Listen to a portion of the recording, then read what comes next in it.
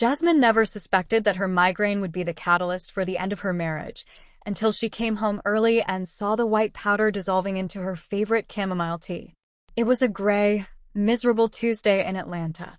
A relentless winter rain had been hammering the city since dawn, turning the usually vibrant streets of their Buckhead neighborhood into slick, charcoal ribbons.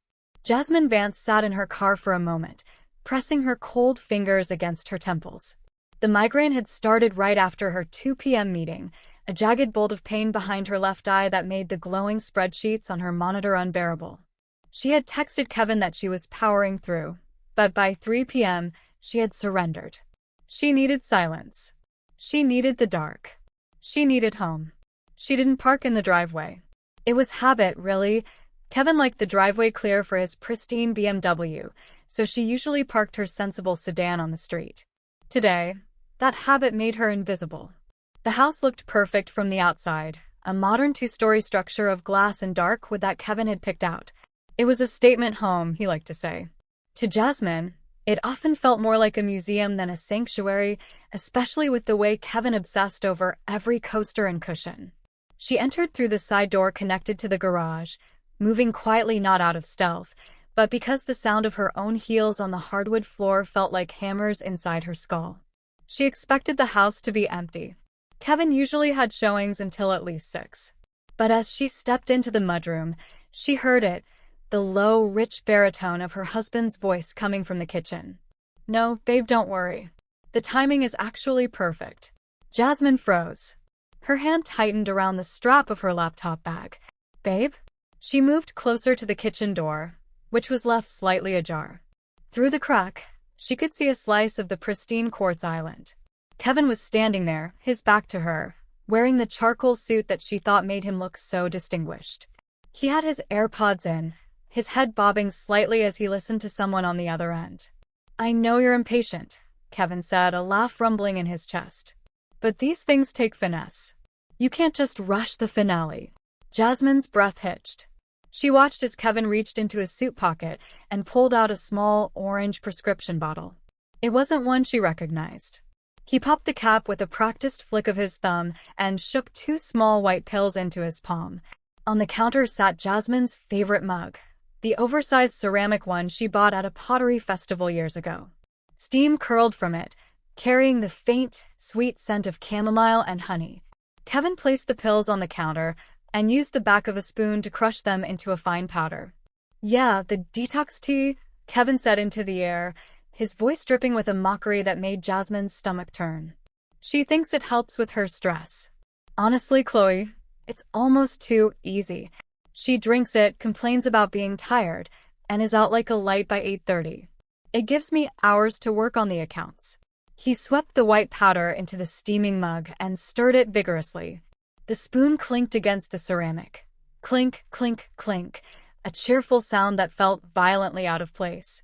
Jasmine felt the blood drain from her face. Her migraine was forgotten, replaced by a cold, sharp terror that flooded her veins. He wasn't just cheating. He was drugging her. The fatigue, the brain fog, the morning grogginess she had been complaining about for weeks. She hadn't been overworked. She had been poisoned. She needed to scream. She needed to burst into that kitchen and demand to know who Chloe was and why the man she had shared a bed with for 5 years was dissolving sedatives in her beverage. But then she remembered the accounts he mentioned. The finale. This wasn't just an affair. This was a plan. If she confronted him now, what would happen? He was bigger than her, stronger than her, and clearly, he had been planning this for a long time. Jasmine backed away. She moved with a ghost-like silence that surprised her, retreating through the mudroom, out the side door and back into the rain. She stood there for a full minute, letting the icy drizzle soak into her blouse, forcing her heart to stop hammering against her ribs. She had to be smart. She dealt in data, in logic, in facts. And the fact was, she was in danger. She took a deep breath, opened the heavy front door, and slammed it shut. "Honey," she called out, infusing her voice with a weary, pain-filled rasp that wasn't entirely fake. "I'm home early. My head is splitting." She heard the scramble in the kitchen. A moment later, Kevin appeared in the hallway, his face composed into a mask of perfect concern. Jazz. Oh my God, you look terrible, he said, rushing over to help her with her bag. His hands on her shoulders felt hot, branding her skin. Why didn't you call me? I would have come to get you. I just needed to get out of the office, Jasmine mumbled, leaning into him, revulsion warring with the need to maintain the charade. The light was killing me. You poor thing, Kevin cooed. He guided her toward the kitchen. You know what?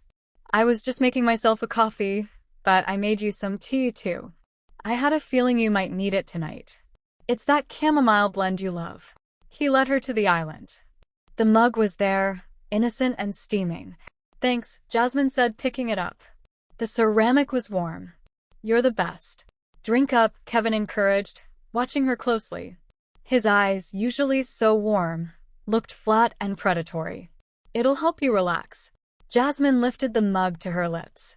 She inhaled the steam, pretending to savor it, while her mind raced. I think I left my phone in the car, she said suddenly. I'll get it, Kevin offered immediately. No, sit. You've been working all day, Jasmine said. Actually, can you grab me the Advil from the upstairs bathroom? The big bottle. Sure, babe. Anything for you. Kevin turned and headed for the stairs. As soon as his footsteps hit the landing, Jasmine moved. She rushed to the large fiddle leaf fig plant that stood in the corner of the breakfast nook. I'm so sorry, she whispered to the plant as she poured the steaming poison liquid into the soil. She watched it sink into the dark earth, leaving only a few bubbles on the surface. She ran back to the sink, splashed a little water into the mug to leave a residue, and set it down on the coaster next to her usual spot on the sofa. When Kevin came back downstairs with the Advil, she was slumped on the cushions, eyes half closed. Did you drink it already? He asked, glancing at the empty mug. Yeah, Jasmine murmured, taking the Advil bottle from him but not opening it. I think I just need to lay down. It's hitting me fast today. That's the stress, Kevin said soothingly, stroking her hair. Go to bed, Jazz, sleep it off. I'll handle dinner. Jasmine climbed the stairs, her legs feeling heavy not from drugs, but from the sheer weight of the betrayal. She went into their bedroom, changed into her pajamas, and crawled under the duvet. She arranged herself on her side, facing away from the door, and slowed her breathing. She waited. 20 minutes later, the door creaked open. Jasmine didn't move. She kept her breathing deep and rhythmic, the way she sounded when she was in a deep sleep. She felt Kevin's presence by the bed. Clap. Kevin clapped his hands loudly, right next to her ear. It took every ounce of Jasmine's willpower not to flinch, not to gasp. She forced her muscles to remain slack. He grabbed her shoulder and gave it a rough shake. Jasmine? Jazz. She let her head roll limp on the pillow, her jaw relaxed. Out cold, Kevin muttered. She heard the familiar chime of a FaceTime call connecting. She's out, Kevin said, his voice changing instantly from concern to a business-like crispness. He walked around the room, and Jasmine could hear him opening her jewelry box. Yeah, completely under. The dose is working perfectly. There was a pause as the person on the other end spoke. Jasmine strained to hear, her heart pounding so loud in her ears she feared he might hear it. She's out cold, Kevin repeated, laughing softly. The lawyer says if we document her depression for 2 more weeks, I can get medical power of attorney and sell the house. Jasmine just discovered the truth, and the war has officially begun.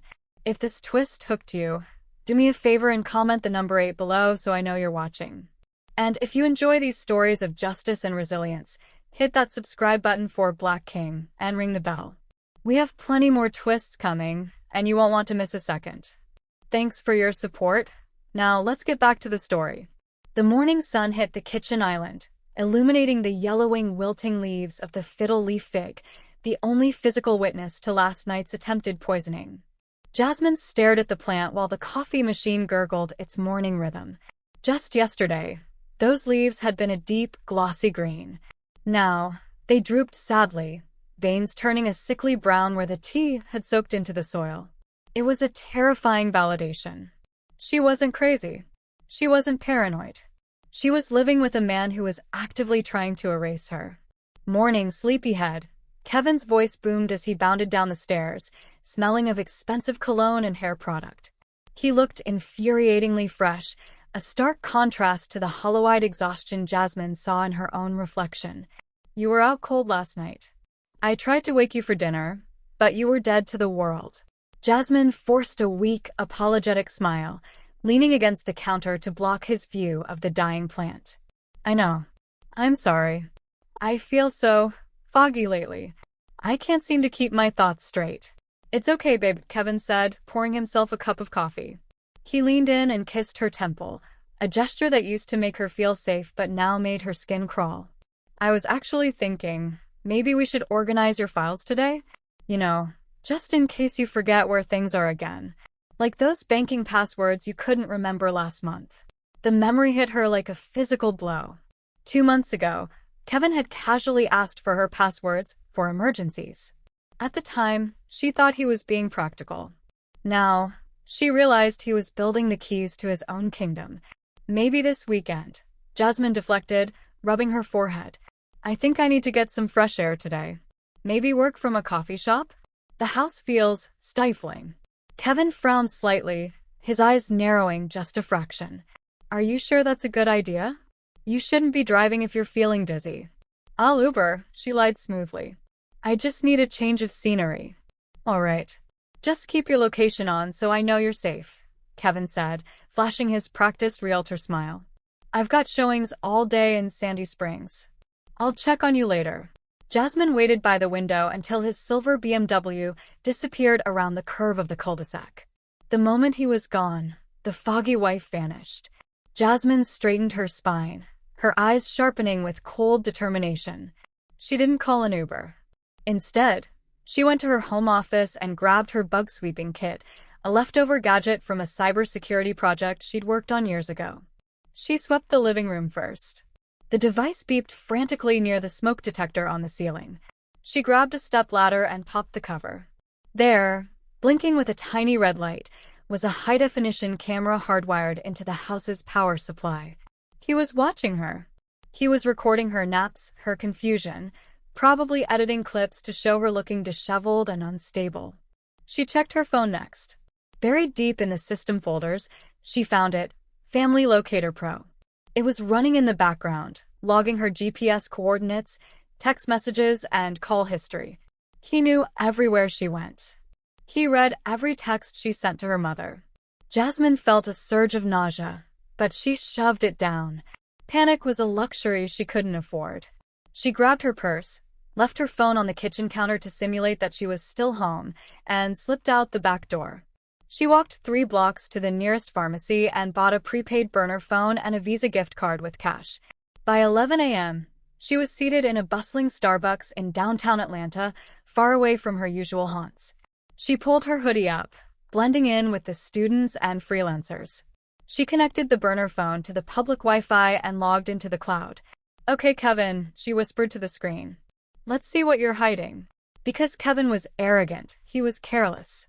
He used the same variation of passwords for everything, usually a combination of his fraternity letters and his birth year.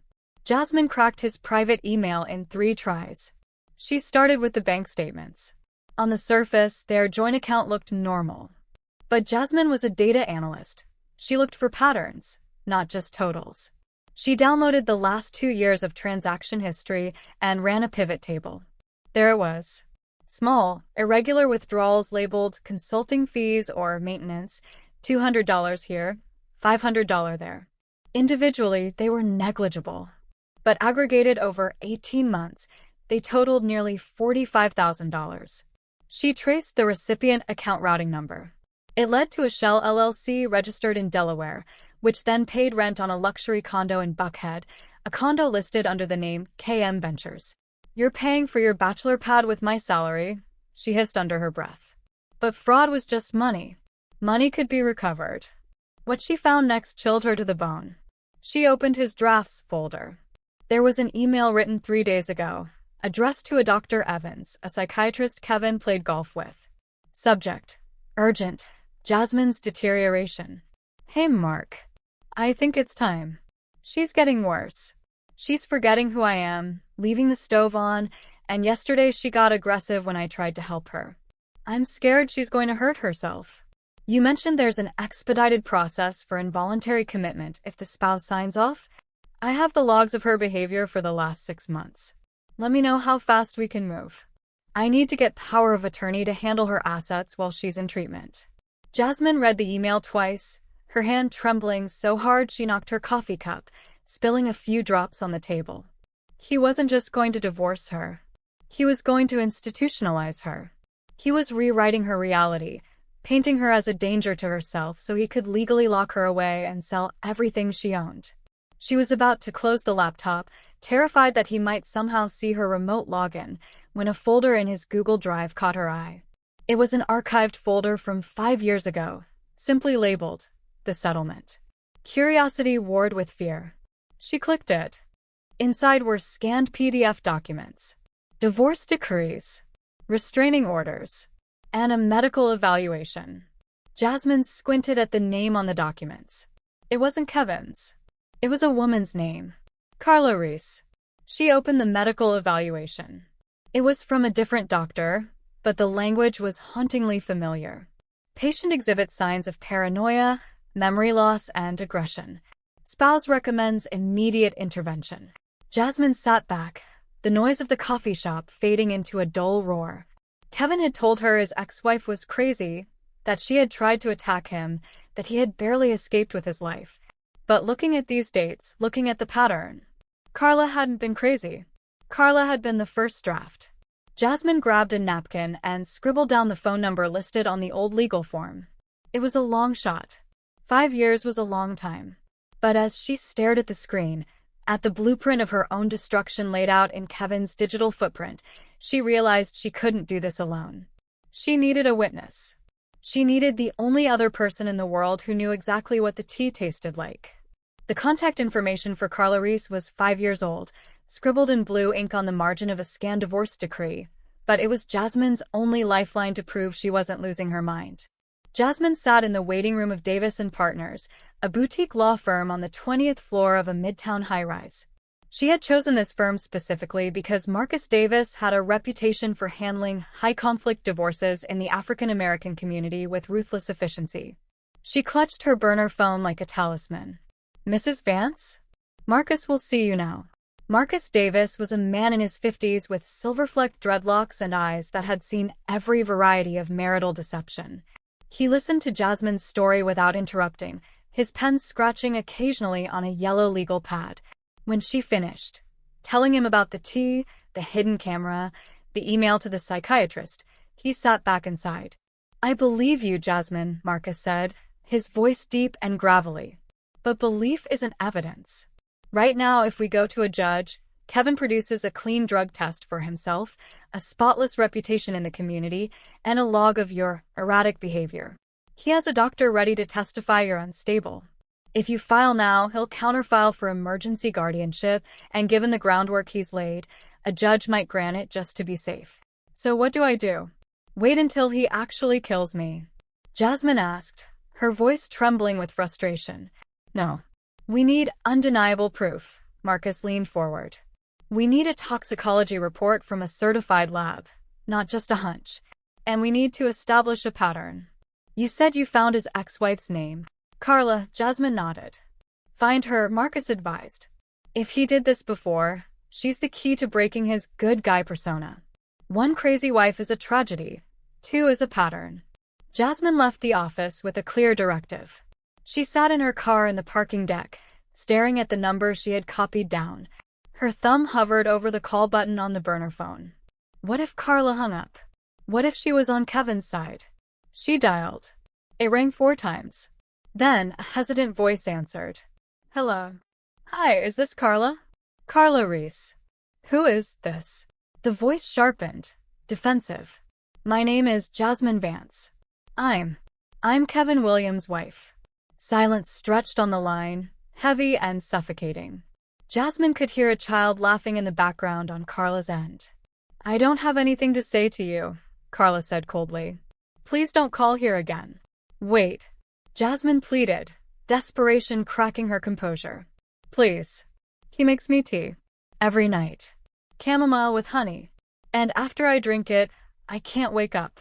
The silence returned, But this time it felt different. It was the silence of shared horror. "Meet me," Carla whispered. "Piedmont Park. By the dog park entrance." 1 hour. The winter wind whipped through Piedmont Park, stripping the last leaves from the oaks. Jasmine sat on a bench, wrapped in a thick wool coat, watching a woman approach. Carla looked nothing like the deranged woman Kevin had described. She was petite, dressed in scrubs like she had just come from a shift at a hospital, with tired but kind eyes. Carla didn't offer a handshake. She sat down at the opposite end of the bench, keeping a safe distance. "He told me you were a psycho," Carla said bluntly. "Said you attacked him with a knife." "He told everyone I'm depressed and losing my memory," Jasmine countered. "He's trying to get power of attorney to sell the house." Carla let out a bitter, humorless laugh. "The house. It's always the house. With me, it was my inheritance from my grandmother. He drugged me for 3 months. I lost my job because I was sleeping through shifts. I crashed my car because I was so groggy. He used the crash as proof I was an addict." Did you ever prove it?" Jasmine asked. "No," Carla shook her head, tears welling in her eyes. "I just ran. I signed whatever he put in front of me, just to get away. He took the money, and I kept my sanity. I thought I was the only one." "You're not," Jasmine said firmly. "And I'm not running. I'm going to bury him." She told Carla about the data, the hidden accounts, the plan to entrap him. As she spoke, she saw Carla's posture shift. The fear was replaced by a spark of anger, then hope. "If you take him down," Carla said, "I'll testify. I kept a journal from back then. Dates, times, symptoms. It matches your timeline exactly." "That's all I need," Jasmine said, reaching out to squeeze Carla's hand. For the first time in weeks, she didn't feel alone.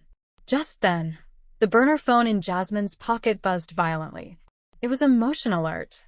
Alert. Living room camera. Jasmine pulled the phone out.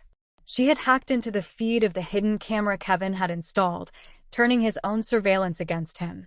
"What is it?" Carla asked. "He's home." Jasmine stared at the small screen. "But he's not alone." On the grainy video feed, Jasmine watched Kevin walk into her living room.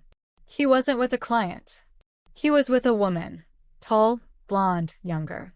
Chloe. Jasmine watched, paralyzed, as Chloe spun around in the center of the room, laughing. She was holding a tape measure. "The drapes have to go, Kev," Chloe's voice came through the tinny speaker. "They're so depressing. I want velvet.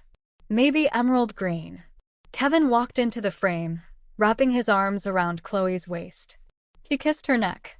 "Whatever you want, babe. Once she's committed, we can redo the whole floor. The paperwork is almost ready. Dr. Evans just needs one violent incident to sign off." "Are you sure she won't wake up and cause a scene?" Chloe asked, pulling away to measure the window frame, the window Jasmine looked out of every morning. "Don't worry," Kevin smirked, a look of pure malice on his face. "Tonight, I'm doubling the dose. She won't wake up for a week." Jasmine stared at the screen. They were redecorating her home. They were planning her erasure while standing on her rug. The fear that had gripped her for days evaporated, burned away by a white-hot fury. She looked up at Carla. Her eyes were dry, hard as flint. "He wants a violent incident," Jasmine said, her voice dropping to a dangerous whisper. "I'm not going to give him violence. I'm going to give him a show." "What are you going to do?" Carla asked, a mix of fear and admiration on her face. Jasmine stood up, buttoning her coat against the wind. "I'm going home. And I'm going to accept that cup of tea." Jasmine is walking back into the lion's den, but this time, she's the one hunting. The trap is officially set. If you're watching this right now and your heart is pounding, drop a 1 in the comments so I know you're with us. Don't forget to subscribe to Black King so you never miss a twist. We have some intense moments coming up that you have to see to believe. Thank you for watching. Now let's see what happens next. The notification from the private toxicology lab pinged on Jasmine's burner phone. Positive for benzodiazepines, lethal dose potential. Jasmine stared at the screen, her hand trembling slightly, not from fear, but from the cold confirmation of physics and chemistry. She wasn't just tired. She wasn't just stressed. She was surviving an assassination attempt by increments. She sat in her car around the corner from her own house, watching the digital report load. The lab tech had added a note. Levels suggest chronic exposure. One more high dose could induce respiratory failure or coma. She took a deep breath, the cold winter air filling her lungs. Tonight wasn't just about gathering evidence. It was about survival. She checked her rearview mirror. Her makeup was smeared, her hair purposely teased into a frizzy mess. She had spent the last hour crying in the car, not for Kevin, but to make her eyes red and puffy. If Kevin wanted a crazy wife, she would give him an Academy Award performance. She drove the final block to the house. It was lit up like a beacon of suburban joy. Kevin had hired a service to string thousands of white lights along the roofline and wrap the oak trees in the front yard. It looked magical, the kind of house featured on holiday greeting cards. To Jasmine, it looked like a gilded cage. She pulled into the driveway but didn't get out immediately. She waited until she saw the curtain twitch in the living room window. Kevin was watching. Jasmine opened the car door and stumbled out. She dropped her keys on the pavement with a loud clatter. "No, no, no," she wailed, her voice shrill enough to carry across the quiet cul-de-sac. She fell to her knees, frantically patting the concrete as if she were blind. "Where are they? Who took them?" Across the street, Mrs. Gable, their elderly neighbor who spent her days monitoring the neighborhood watch app, stopped walking her poodle. She stared, concern etched on her face. The front door flew open. Kevin marched out, wearing his long-suffering saint expression. "Jasmine? Honey, what are you doing?" He knelt beside her, his voice loud enough for Mrs. Gable to hear. "The keys are right there. Are you having another episode?" I thought the birds took them," Jasmine stammered, looking wildly at the sky. She grabbed his lapels. "Kevin, the birds are watching me." "It's okay, Kate," Kevin said, helping her up while shooting a tragic look at Mrs. Gable. He mouthed the word sorry to the neighbor. As he guided Jasmine inside, his grip on her arm was tight, bruising. "You're getting worse, Jas. This is embarrassing." "I'm sorry," she whispered, letting him lead her into the foyer. "I'm so confused." "Go upstairs and wash your face," Kevin commanded, checking his watch. "I have to make a call." Jasmine nodded obediently and shuffled up the stairs. But she didn't go to the bathroom. She went to her closet and retrieved the small box she had hidden in her winter boots. Inside was a high-definition spy camera, no larger than a button, with a 12-hour battery life. She waited until she heard the shower running in the master bath, Kevin's pre-dinner ritual. Moving with silent precision, she slipped back downstairs to the kitchen. The kitchen was decorated for the season. A garland of pine ran along the island, and a bowl of glass ornaments sat near the coffee station. Jasmine picked up a large, red bauble. She carefully popped the top, slid the tiny camera inside, and positioned the lens through a gap in the glittery design. She placed it back in the bowl, angling it perfectly to capture the entire tea preparation area. She checked the feed on her burner phone. Crystal clear. 4K resolution. She hurried back upstairs and was splashing water on her face when Kevin walked out of the bathroom, a towel wrapped around his waist. "Feeling better?" he asked, though he didn't look at her. He was texting someone. Jasmine knew it was Chloe. She had seen the text on the hacked feed earlier. "She's losing it in the front yard. Perfect timing for tomorrow." "A little," Jasmine lied. I want this to stop, Kevin." The noise in my head. "It will stop soon, babe," Kevin said, and for the first time he sounded genuine. "Trust me. By tomorrow, everything will be different." The evening moved with a suffocating slowness. They ate takeout in silence. At 8 p.m., Kevin stood up. "Tea time," he announced cheerfully. "I bought a new blend. Extra soothing." Jasmine sat on the sofa, her heart hammering against her ribs. She opened the app on her phone, hiding the screen behind a magazine. On the display, she watched the live feed from the kitchen. Kevin stood at the counter. He was humming Silent Night. The juxtaposition of the holy, peaceful melody and his actions made Jasmine's blood run cold. Sleep in heavenly peace. He took the orange bottle from his pocket. He didn't just use 2 pills this time. He shook out 4. 4. The lab report flashed in her mind. Respiratory failure. He wasn't trying to put her to sleep for the night. He was trying to put her in a coma. If she couldn't be woken up tomorrow, the intervention would turn into an emergency medical evac, and he would have absolute control over her medical decisions immediately. Jasmine watched on the screen as he crushed the pills, dumped the powder into the steaming mug, and added a generous squeeze of honey to mask the bitterness. He stirred it, tapped the spoon on the rim, and walked toward the living room. Jasmine locked her phone and shoved it under the cushion just as he entered. "Here you go," Kevin said, placing the mug in her hands. "Drink it while it's hot. It works better that way." "Thank you," Jasmine said. She lifted the mug. The steam hit her face. Chamomile, honey, and death. "I'm going to take this upstairs. I want to read in bed." Kevin hesitated. He usually watched her drink it. "Don't spill it," he warned. "I won't." Jasmine walked up the stairs, feeling his eyes boring into her back. She went into the bathroom and locked the door. She turned on the faucet full blast. She didn't pour it down the sink immediately. That was sloppy. She pulled a small, empty travel-sized bottle from her toiletry kit and a plastic syringe she used for refilling perfume. Her hands were steady now. The fear was gone, replaced by the cold efficiency of a woman collecting data. She drew up 20 milliliters of the poison tea and injected it into the travel bottle. She capped it and taped it to the inside of the toilet tank lid, a hiding place Kevin would never check. Then, she poured the rest of the tea down the sink, running hot water to wash away any residue. She rinsed the mug and left a few drops at the bottom. She walked out into the bedroom, placed the empty mug on the nightstand, and climbed into bed. "Kevin," she called out, making her voice slur slightly. "I finished it." "Good girl," he called from the hallway. Jasmine turned off the lamp. She lay in the dark, listening to the house settle. Outside, the Christmas lights blinked rhythmically, casting long, dancing shadows across the ceiling. Half an hour later, the door opened. Kevin didn't clap this time. He didn't shake her.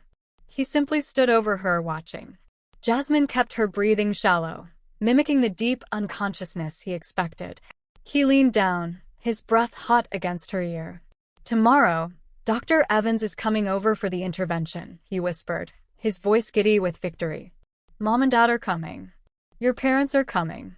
Everyone is going to see just how sick you are. Pack your bags, crazy."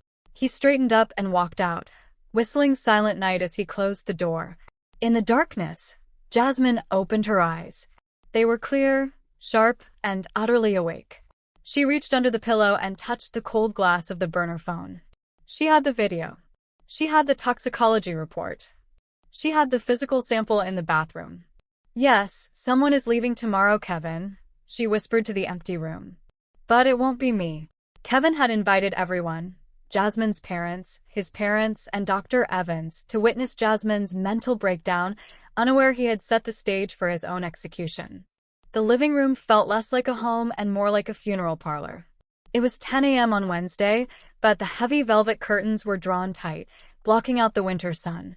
On the coffee table, a carafe of coffee and a platter of untouched pastries sat next to a stack of legal documents, specifically the emergency medical guardianship papers. Jasmine watched the feed from her bedroom upstairs. She was fully dressed in her best charcoal power suit, her hair pulled back into a sleek, severe bun. She looked nothing like the disheveled lunatic Kevin had been describing to the group downstairs. "We love Jasmine," Kevin was saying, his voice cracking with practiced emotion. He sat in the center of the room, holding Jasmine's mother's hand. "But you didn't see her yesterday. She was crawling on the driveway, screaming about birds stealing her keys. It broke my heart." Jasmine's mother, a formidable woman named Eleanor, wiped a tear from her eye. "I just don't understand, Kevin. She was fine at Thanksgiving." "Psychotic breaks can be sudden, Eleanor," Dr. Evans interjected smoothly. He sat in the wingback chair, tapping a pen against his knee. "Kevin has shown me the logs. The paranoia, the memory loss, the aggression. It fits the profile of early-onset schizophrenia or a severe dissociative episode. For her safety and yours, she needs immediate inpatient care." "I just want my wife back," Kevin sobbed, burying his face in his hands. It was a masterful performance. Even Jasmine's father, usually a skeptic, looked defeated. "She's upstairs sleeping now," Kevin continued, lifting his tear-stained face. "I let her sleep in. But when she wakes up, we have to be firm. We have to sign the papers so Dr. Evans can transport her. Jasmine checked her phone. The text message she was waiting for had just arrived. We are at the door. It was time. Jasmine opened the bedroom door. She didn't stomp. She didn't yell. She walked down the stairs with the steady rhythmic click of her heels echoing through the silent house. Click. Click. Click. The conversation in the living room died. All heads turned toward the staircase. Kevin's jaw dropped. He had expected a groggy, confused woman in pajamas. Instead, he was looking at a CEO walking into a board meeting. Jasmine, her mother gasped, standing up. Honey. Sit down, Mom, Jasmine said. Her voice was calm, cool, and commanded absolute obedience. Honey, Kevin stood up, recovering quickly. He held out his hands in a calm-down gesture. You're awake. Look, we're all here because we love you. We just want to help. I know, Kevin. Jasmine walked past him to the center of the room. She stood next to the massive 85-inch television mounted above the fireplace. I agree. There is a sickness in this house. A dangerous one. See? Kevin looked at Dr. Evans, eyes wide. She's talking in riddles. It's the paranoia. Dr. Evans, Jasmine said, turning her gaze to the psychiatrist. Before you sign away my civil rights based on the word of a real estate agent, I think you should see the logs I've been keeping. Jasmine, please. Kevin stepped forward, his voice hardening. You're making a scene. Just. Jasmine tapped the cast to TV button on her phone. The giant screen flickered to life. The 4K footage was crisp and undeniable. It showed the very kitchen they were standing next to. It showed Kevin, standing at the counter, humming Silent Night. The room went deathly silent. On the screen, Kevin pulled the orange bottle out. He shook 4 pills into his hand. The sound of the crushing spoon, crunch, crunch, crunch, echoed through the living room surround sound speakers like gunshots. What is this? Jasmine's father stood up, his face darkening. It's a deep fake. Kevin stammered, his face draining of color. She edited this. She's good with computers, she... On the screen, Kevin's voice rang out clear as a bell. She's out cold. The lawyer says if we document her depression for 2 more weeks, I can get medical power of attorney and sell the house. The video ended. Jasmine swiped to the next image. The toxicology report from the lab. Positive. Benzodiazepines. I haven't been sleeping, Kevin, Jasmine said softly to her husband, who was now backing away toward the kitchen. I've been dying. Slowly. By your hand. No, Kevin shook his head, looking frantically at his parents, who were staring at him with horror. Mom, Dad, she's manipulating you. She's... Ding dong. The doorbell rang, cutting through the chaos. I took the liberty of inviting one more guest to the intervention, Jasmine said. She walked to the front door and threw it open. Carla Reese stood there. She looked nervous, but when she saw Jasmine, she straightened her spine. Behind her stood 2 uniformed Atlanta police officers and a detective in a suit. Kevin froze.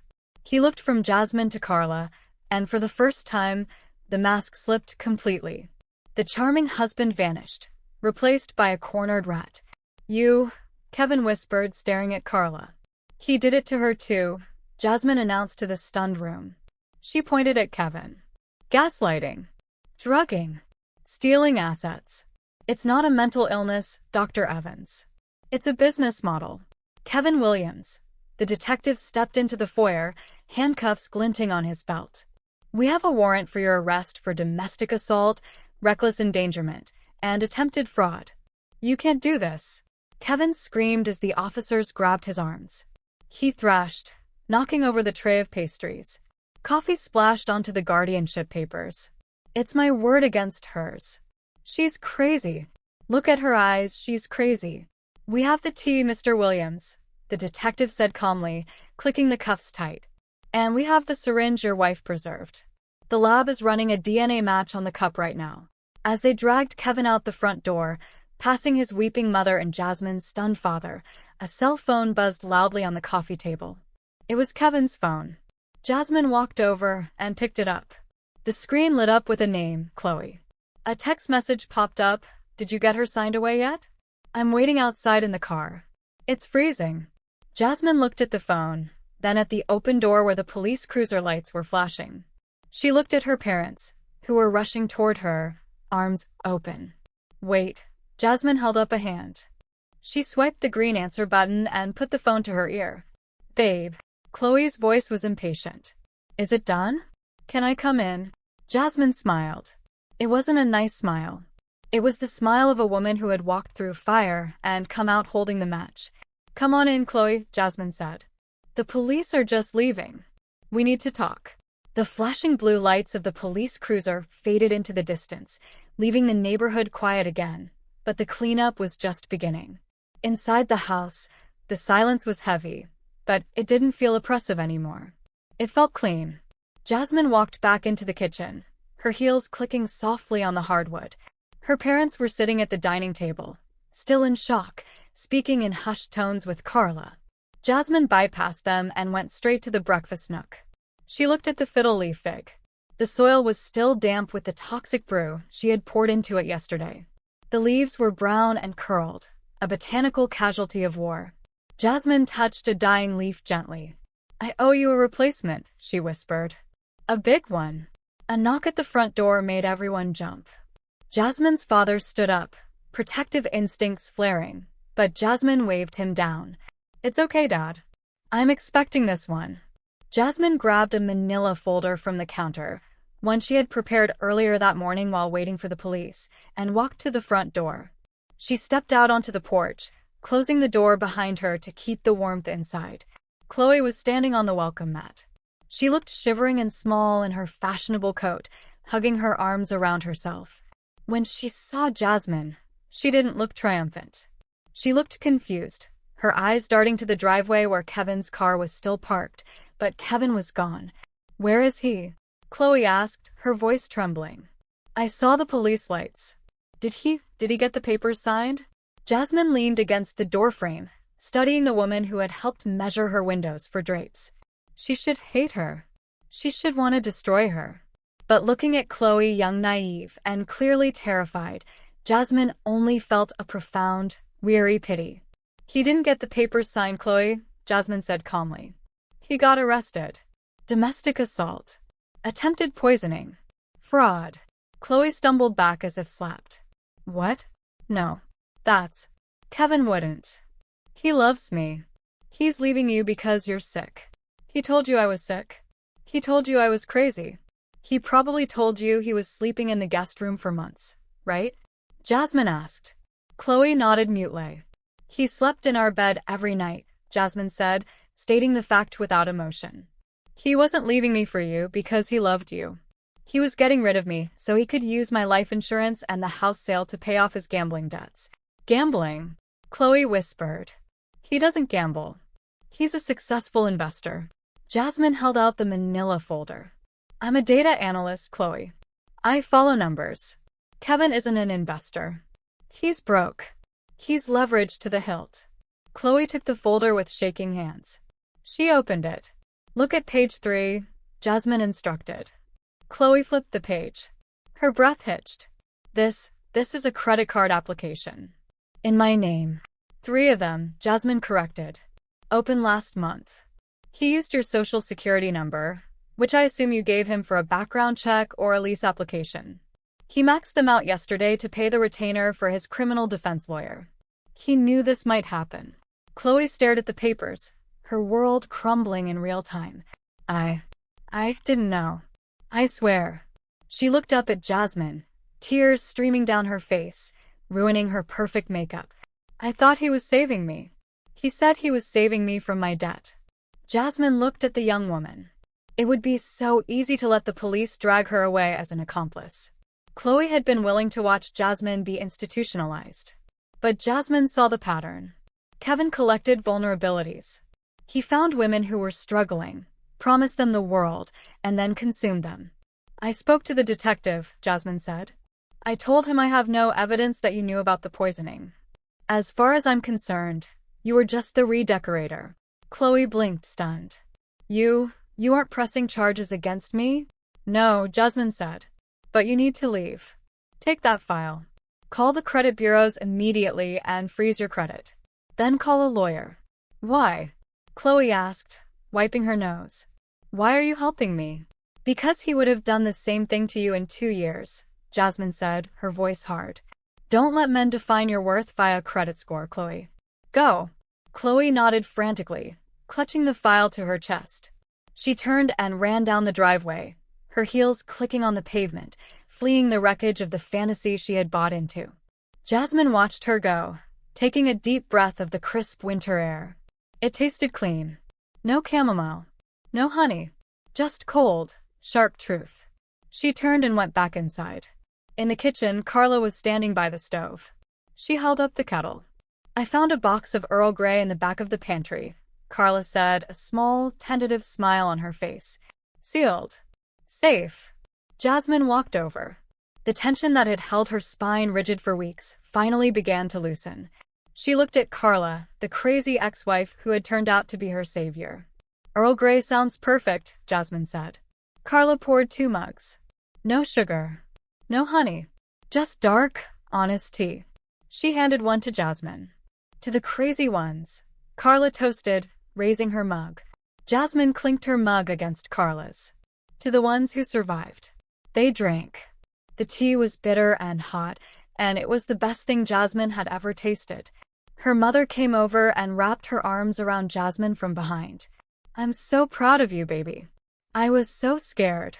I was scared too, Mom, Jasmine admitted, leaning into the embrace. But I learned something. What's that? I learned that I'm not the quiet, boring wife he thought I was.